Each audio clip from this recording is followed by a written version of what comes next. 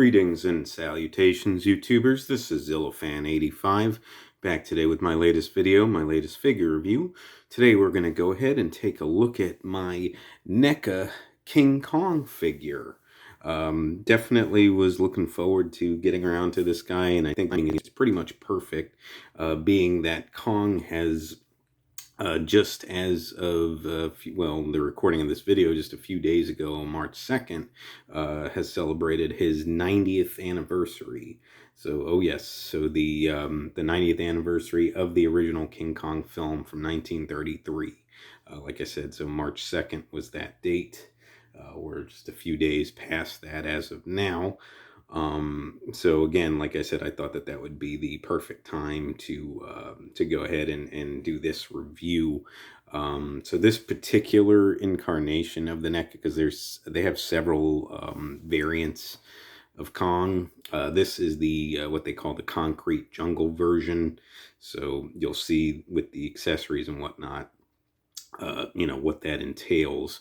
But certainly, certainly was really happy to get a hold of this guy.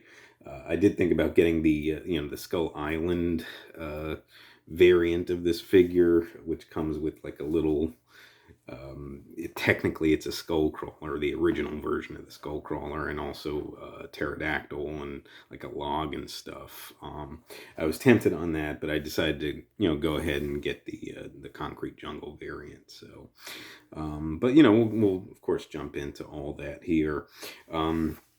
So, I'm a huge King Kong fan. I first saw the original film when I was 5 years old, and was hooked ever since. And of course, from there became, obviously a Godzilla fan a few years later, and just an all-around giant monster and kaiju fan.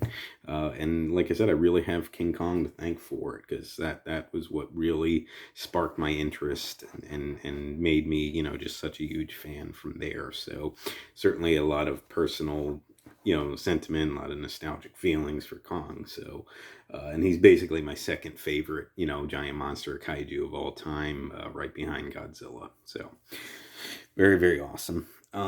So let's go ahead though. First things first, as we jump into the review here, what we're going to look at now is, as you guys probably know if you follow along, I don't normally keep all the boxes themselves unless I need to for these NECA figures, but what I do keep are these the front part of the box. So I cut them off from the main part of the box and keep this front flap here, and this is really, really cool. It's done in black and white, as you guys can see there. And then of course this, like I said, this is the concrete jungle variant.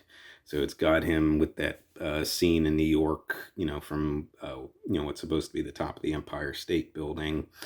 So just a really cool art there. Of course, got the NECA logo on there. And then the inside is just another photo, and that's with the, the figure there. And of course, in color for the figure anyway. Very, very cool though. Really, really cool. So I was definitely happy to have this. Like I said, I like keeping these front, these front flaps from the NECA boxes, because they're pretty much like posters. So it's, to me, like I said, really awesome to have. So that takes care of that. Let's see here. All right, next let's go ahead and jump into the figure review itself. So to start, we're going to look at the paint and the detail. So Kong, basically done in this brownish color, but there's a lot of black wash done throughout the figure as well. So give him like, very dirty looking fur, very grimy. You can see he's been into the thick of it with battles and whatnot, on Skull Island. So really, really cool. You can see all the fur itself, all etched in all over the figure, textured very, very nicely there. Very, very cool. Taking a look at the face. It's got the nice prominent brows. This head sculpt is clearly, NECA says they don't necessarily model the figure after, like, per se after a certain variant of incarnation of Kong, but obviously this is done. I mean, you know, especially with that poster art and all that, you can tell this is the 1933 version of Kong here. So I'm just trying to capture that. So trying to see if my lighting will pick that up so you guys can take a better look at the face. And again, you got the nice prominent brows there. You got some like cuts and scars on the face as well, again to showcase all his battles. Turning like that, you can actually see the eyes a little bit better. He's got like the white pupils and then like these brownish eyes, little black dots in the center there.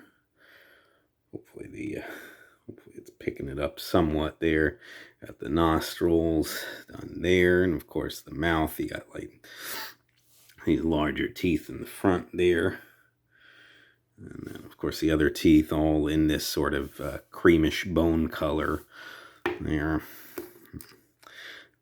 Take a little bit closer look at the inside of the mouth. You got the nice deep red for the tongue, and then an even deeper red for the roof of the mouth there. And it's almost got sort of a glossy, wet look to it. So I think they captured that really, really well. Looks very, very awesome, I think. So again, hopefully the camera picks that up for you guys. But I definitely like that. Again, you got more scars and stuff, like a deep red for like these, you know, scrapes and scars that he's got along his face. And he's got it all on different parts of his body, on his chest and his abdomen area as well. So just again to showcase that he's, you know, definitely been in some combat, definitely been in some heavy battles. So very, very cool. You got the ears there, detailed in very nicely. Again, all the fur along the outer part of his head, and that little peak that he's got at the top of his head there. And of course, more like the skin. The skin almost done like this sort of dark gray tone there. You can tell for like the inner workings of the face here. He's got that, and of course on his chest and on his palms and whatnot. So he's got all that gray there. Very, very cool. On his arms, you can see all the musculature done there, and the hands with all the detail work there, and of course the fingernails and whatnot. Very, very awesome. Very, very nice attention to detail. You know, NECA usually doesn't skimp, so very, very cool. Again, all the fur all around his body, on his back, and some more musculature for his back and shoulders and whatnot. Got down here, and some of the fur protruding from his backside there. And of course got all the fur and even more muscles and whatnot, musculature on his legs and all. And going all the way down into the feet, and again more of that gray for like the exposed skin area there, but you got the detail and whatnot on the toes and the toenails as well. On the bottom, you actually got more detail work on the bottom of the feet there. And then, of course, the NECA trademark information. They do have pegs if you had like a stand or something you wanted to peg him into, but he stands very well on his own, so that's just something to keep in mind there. But I think, though, that kind of takes care of the paint and the detail. I think I captured most of that. Next, let's go ahead and look at articulation.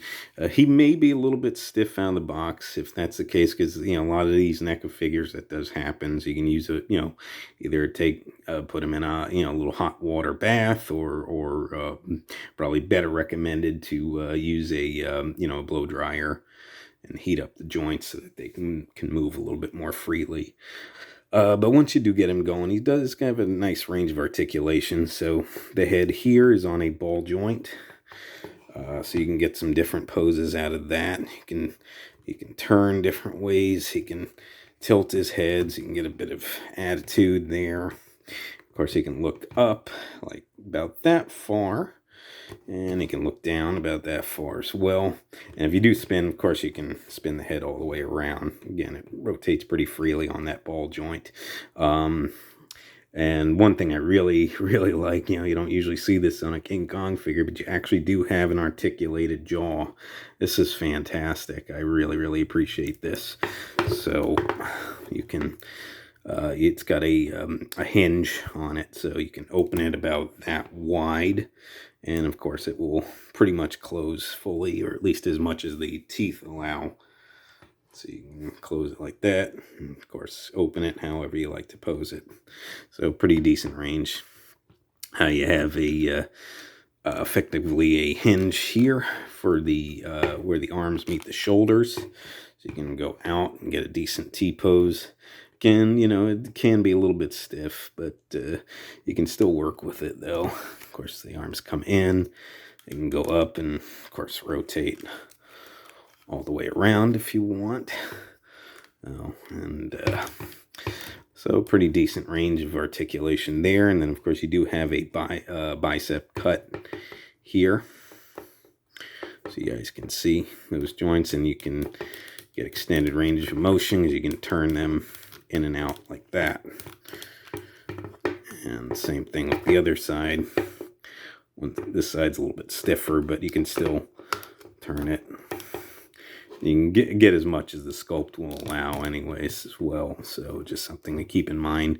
Now, you also have a double hinge for the elbow joint here, as you guys can see. So you can hinge him about that far inward, and of course go straight down. And again, so it comes up a nice ways. I'd say it's actually a little bit better than 90. Well, it's actually considerably better if you can get the full range out of it. You can see how far you can go with that double hinge there. So very, very awesome indeed. And then of course you have your peg where the hands go into the wrists here, and you get your swivel hinge combo out of that. So you get the hinge, and then of course the swivel. It can turn all the way around however you so please, and of course you can hinge them. Now they could pop out of place, but you know, you can still get a decent range of motion though. And then of course you got a ball joint here for the abdomen area, so you can get a ab crunch, go in about that far, come up pretty decent range. So certainly will help if you're looking, if you're doing like an upward looking pose or something like that. You can hinge it pretty nice ways with that ball joint, and of course you can turn it. It will obviously spin all the way around if you guys wanted, and you could get a little bit of tilt motion out of that as well. Now you have a basically a ratcheted joint where the legs join into the hip area here. So the top of the legs where they join into the hips here. So you have like a ratcheted joint basically, so you guys can see. The older Kong figure actually had more of a clicking sound. So I guess they kind of maybe just kind of perfected that a little bit so you don't have too much of that clicking motion, but you can still see that way that it ratchets when you move it. So you can go outward that far to get him to do the splits pretty well, pretty decent range. You can go in like that. You can kick upward about that far, showcasing both legs there. And you can go back just a little bit. Obviously the sculpt hinders it. You can get a little bit range of motion because this is a bit soft there to add to the range of motion. So, but you know, you can get pretty decent range of motion there. And then just like with the elbows, you get a double hinge here for the knees. So you can hinge them, and they will both go pretty much the way inward like that. So pretty decent ways. Of course you can hinge them out like so. Again, pretty nice range of motion there. Not too much as far as you can turn the lower portion a bit here. Not so much the upper portion. You can turn and swivel the lower portion ever so slightly, I would say. But still pretty good range of motion there. And then you get a hinge here at the ankles where the feet join into the ankles there. So you guys can see. You can hinge the feet back like that. And go forward. get some different poses out of that. You do get it actually fairly decent ankle rocker, as you guys can see there. So you get that nice tilt on both feet there. And of course you can do a little bit of a swivel, but it starts to tilt as you swivel it. So swivel is a little bit hindered, but otherwise, though, pretty good range of motion there. So again, though, NECA definitely provided quite a decent range of movement on this figure. So very much appreciated. So that takes care of the articulation. Next, let's look at the accessories that come with him. So you do get this alternate head sculpt there, and this one does not look like the 33 Kong. This almost looks like the MonsterVerse version of Kong when he's snarling. But you get some different scarring and whatnot on the face as well, besides the different look. He's got that, again, that really mean snarl and got all these scars and whatnot. So this one's definitely been in some heavy combat. But again, a different head sculpt though all around. So if you wanted that different look, I'm a huge fan of the 33 Kong design. That one and the 76 are my two favorite King Kong designs. So I'm sticking with this head sculpt that's on him. So, but if you do want to swap it out, now you see the open slot there where the ball peg goes into. So you just pop off that head and pop on this one, and there you go. You're off to the races. So I'll just set that aside for the moment here, just to keep the accessories out. And you also do get 4 extra hand parts as well. So you got the 2 that are on here, these sort of somewhat grabbing hands, if you will, that are on him. I don't remember if those were the ones that came out of the box or if it was the fists, because you do get the fists here as well. So if you want to have Kong punching or beating his chest. Now again, now you see the pegs that are attached to these that slot into the wrists there.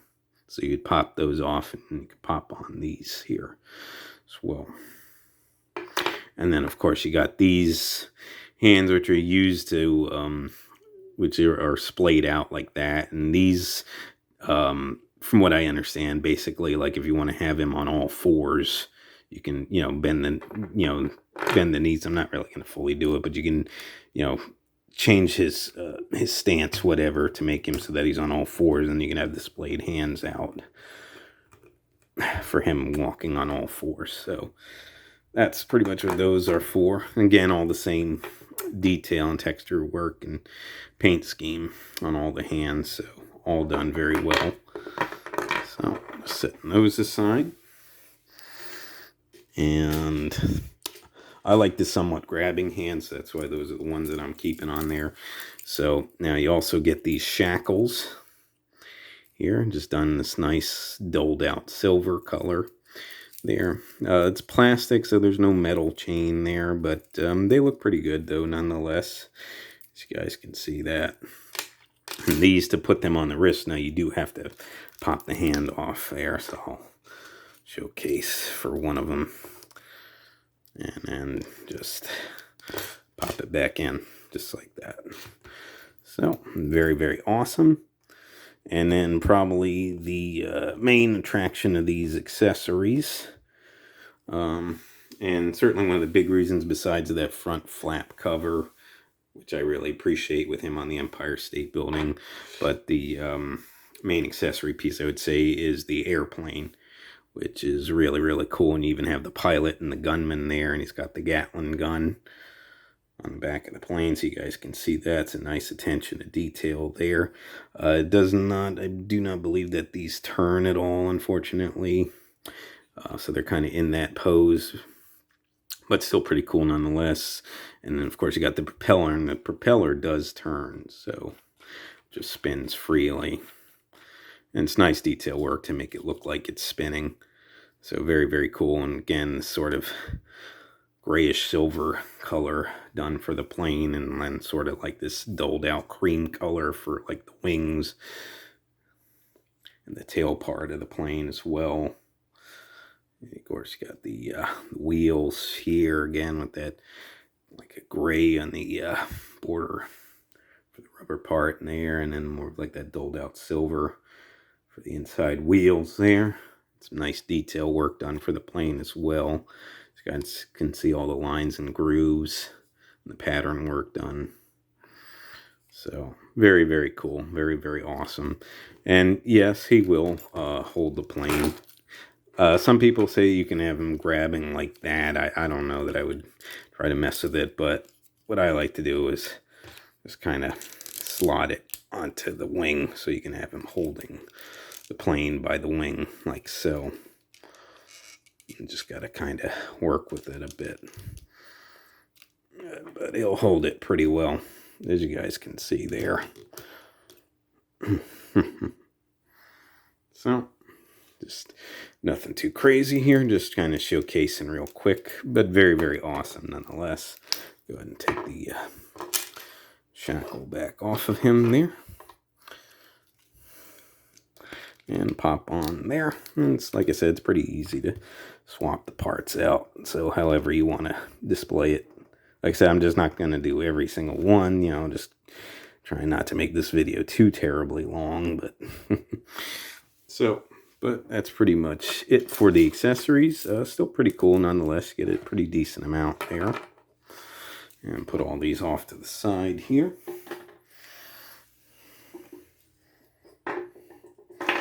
And next thing we're going to go ahead and do is take a look at the sizing.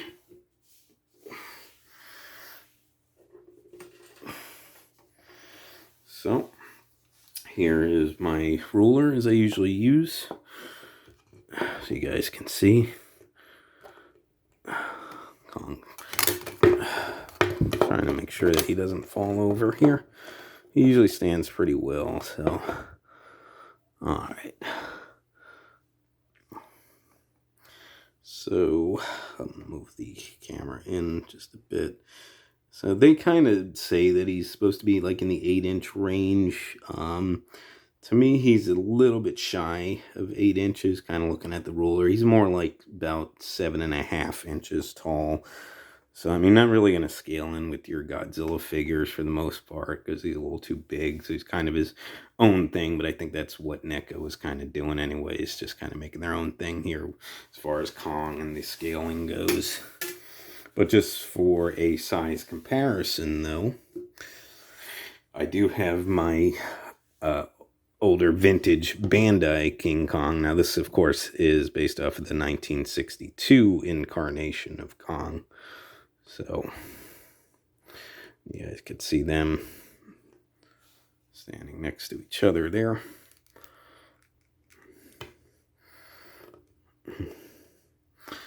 And you can see that the NECA Kong is actually a little taller than the Bandai one. The Bandai one is also supposedly considered an 8-inch figure, but it's not. It's more like a 7-inch figure.